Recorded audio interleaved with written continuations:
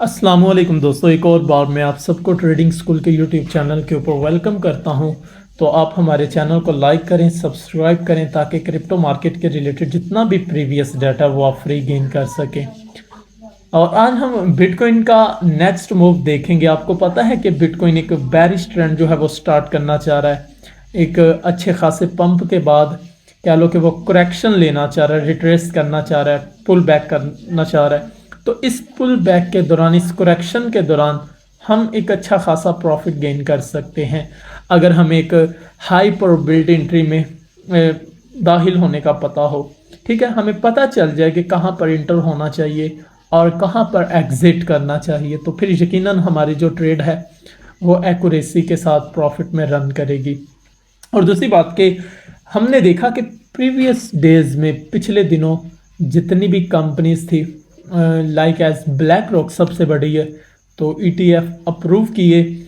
और दूसरी बात कि उसकी वजह से काफ़ी अच्छा पंप भी देखने को मिला। अब उसके उलट केस चल रहा है। अब वही कंपनीज हैं, वही सारी की सारी मेजर जितनी भी जो बिटकॉइन को सपोर्ट करती हैं, अब उनकी बात छोड़ें, पूरे मुल्क में अब जो इकॉनमी के लिहाज से डिस्टर्बेंस चल रही है, तो इट्स मीन के मार्केट के ऊपर इम्पैक्ट पड़ेगा। वही अब कंपनीज जो है वो अब नेगेटिव बिहेव करना चाह रही हैं। तो बी अलर्ट, उनके साथ, उनकी एनालिसिस के साथ जुड़े रहें, उनके फंडामेंटल्स को देखते रहा करें, क्योंकि मेजर किरदार होता है उनका बिटकॉइन को पंप डंप करवाने में। अगरचे आप मार्केट का स्ट्रक्चर जानते हैं, बज़ाहिर आपको मार्केट के बिहेवियर, इसके एटीट्यूड का पता है, लेकिन जब भी मार्केट में कोई न्यूज़ आती है नेगेटिव या पॉजिटिव, तो उसकी वजह से आपको पता है एक बहुत बड़ा हमें पंप डंप देखने को मिलता है। अब देखें, बिटकॉइन इस एक पार्टिकुलर सेशन से मूव करता हुआ अपवर्ड मूव करता है। अगर मैं इस पॉइंट की बात करूं तो आपने देखा होगा, फॉर एग्जांपल इस पॉइंट से लेकर बिटकॉइन पंप किया, ऊपर की तरफ गया, स्पॉट बना के फिर ऊपर की तरफ गया। ठीक है, एक हाई बनाया, पीछे से रेजिस्टेंस यानी कि सेम उसी जोन से रिजेक्शन ले चुका था, तो इट्स मीन कि अगेन रिट्रेस करता है, सपोर्ट लेता है, सपोर्ट लेने के बाद अगेन उसी जोन में आके कंसोलिडेट करता है, थोड़ा सा ठहराव करता है।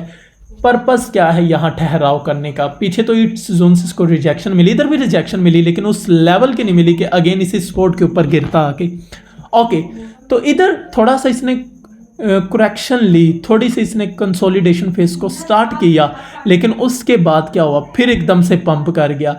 तो इट्स मीन कि ये जो एक पार्टिकुलर सेशन था, ये एक डिमांड में बदल चुका है। पीछे ये रेजिस्टेंस था, अब मैं इसको यूं कह सकता हूँ, ये रेजिस्टेंस अब सपोर्ट में बदल चुकी है। यहाँ पीछे सप्लाई पड़ी हुई थी, सेल कर देते थे लॉन्ग ट्रेडर जितने भी बड़े बड़े थे, लेकिन अब क्या हुआ, बड़ी वेल्स इंस्टीट्यूट ने क्या किया, इसी को ही जैसे ही लोगों ने सेल किया, उन्होंने इधर खरीदना शुरू कर दिया और इस एरिया को सप्लाई से डिमांड में शिफ्ट कर दिया। और अब देखो, मेजॉरिटी ऑफ द पीपल इसी जोन में सेल के ट्रेड लगाना पसंद करेंगे। ठीक है, क्योंकि उनको पता है, उनका रेफरेंस जो था वो प्रीवियस पॉइंट था, तो उधर उनका कहना था कि इधर से अब रिजेक्शन मिलेगी।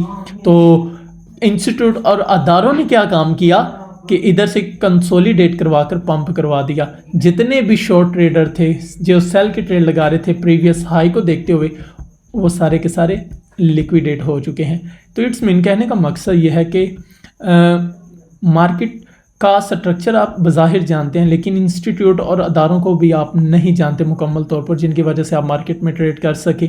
तो कहने का मकसद है कि आप उनके फंडामेंटल्स के साथ भी अटैच रहें। इसके बाद एक जोन देखते हैं, ये हमारे पास नेक्स्ट जोन है, ये हमारे पास CH। आपने चेंज ऑफ करैक्टर की बात की हुई है, आपने सुना भी होगा, या आप इसको IPA भी कह सकते हैं, इर्रेगुलर प्राइस एक्शन। ये कंसोलिडेशन फेज किस पर्पस के लिए होता है? ये भी इसी पर्पस के लिए, ताकि रिटेल इन्वेस्टर को ट्रैप किया जा सके और जो बड़े बड़े इंस्टीट्यूट होते हैं, दिल करे उनके जो ऑर्डर्स हैं वो प्लेस हुए हों।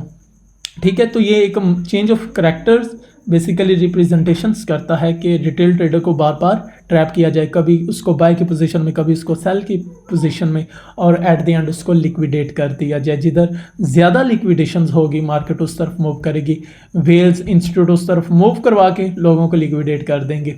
ओके, तो अब देखो, जैसे ही इसने ये एक ऑर्डर ब्लॉक ब्रेक किया फास्टली, थोड़ा सा कंसोलिडेट करके ब्रेक किया, तो इस पार्टिकुलर जोन से उसने सपोर्ट लेके ऊपर की तरफ उछल रही है। अब ये एक नया कंसोलिडेशन जोन बन रहा है, रेक्टेंगल्स में मार्केट मूव कर रही है।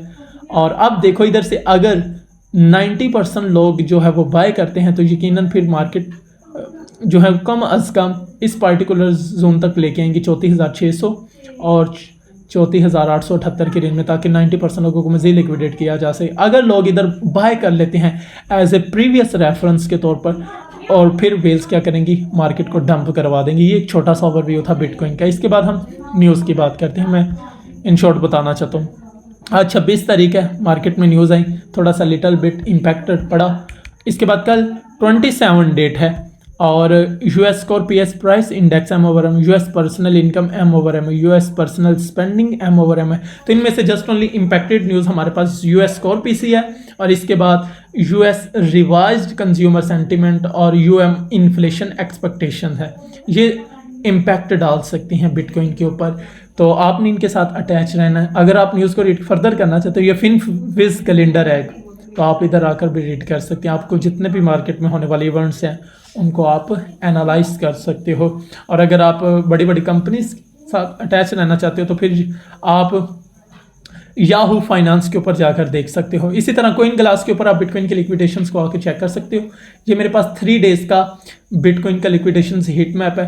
तो अगर मैं बात करूँ इस पॉइंट की, तो 35,255 के ऊपर 129 मिलियंस की जो है वो लिक्विडेशंस पड़ी हुई हैं। और अगर नीचे वाले एरिया की बात करूं तो 33,592 के ऊपर 137 मिलियन डॉलर्स की लिक्विडेशंस पड़ी हैं। तो ये आपको एक हेल्प देगा। जिधर ज़्यादा लिक्विडेशंस होंगी, वेल्स कोशिश करते हैं कि उस तरफ बिटकॉइन को मूव करवा दिया जाए। तो बी अलर्ट, बी सेफ, और बिटकॉइन का ज़्यादा प्रायोरिटी चांस आप सेल ट्रेडिंग में